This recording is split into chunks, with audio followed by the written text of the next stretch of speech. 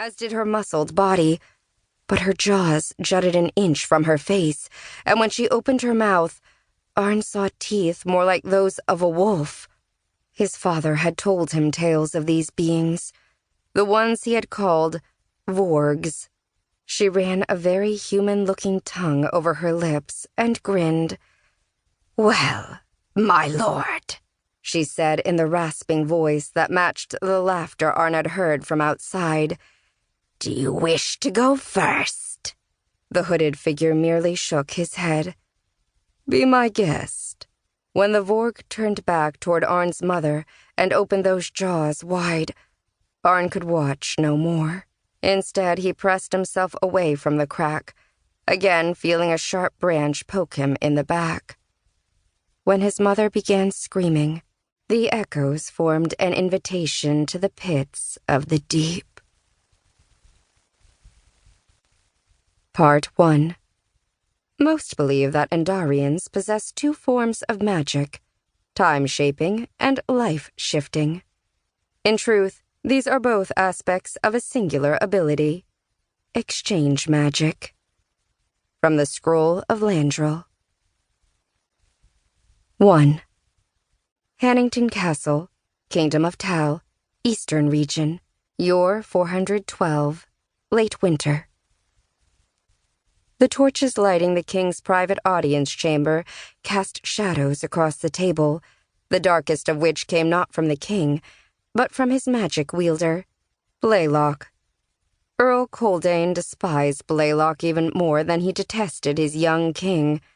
Unlike his mighty father, King Gilbert was little more than Blaylock's tool.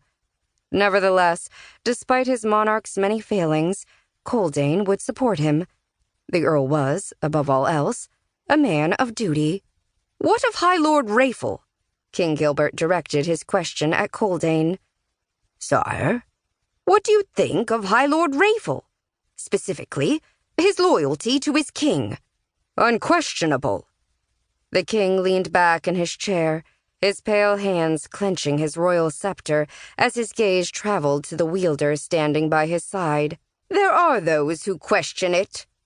"High Lord Rafel?" said Coldane. "The hero of the Vorg War, commander of the king's armies? For over 30 years he has served only the throne. He's the finest man with whom I have ever served. He saved this kingdom, and the people of Tal still adore him."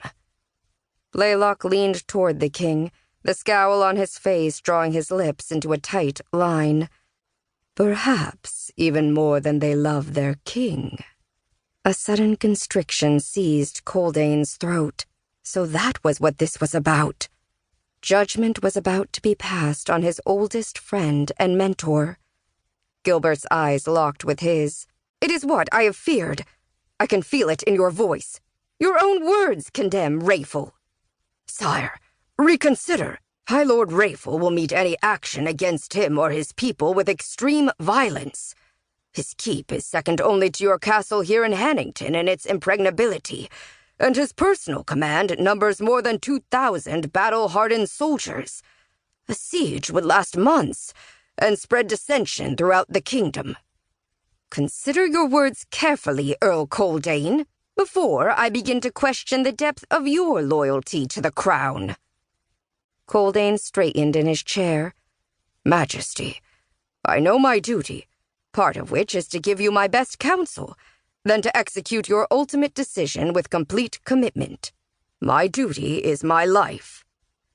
"Well said." The king turned once more to his wielder. "Blaylock, you have heard Earl Coldane's counsel. What say you?" "The Earl's concerns are valid. A direct assault on Rafel would indeed be disastrous." The wielder's eyes flashed beneath his brows. "But there is a better way to rid yourself of this problem, and cow any other nobles whose loyalties to the crown may have died with your father. Send Blade." Again, Coldane felt ice slide through his veins. Only a handful of people knew the face of the king's assassin, but everyone knew the legendary killer's name. "Blade was saved from the gallows and raised by Rafel." Blaylock's laughter echoed through the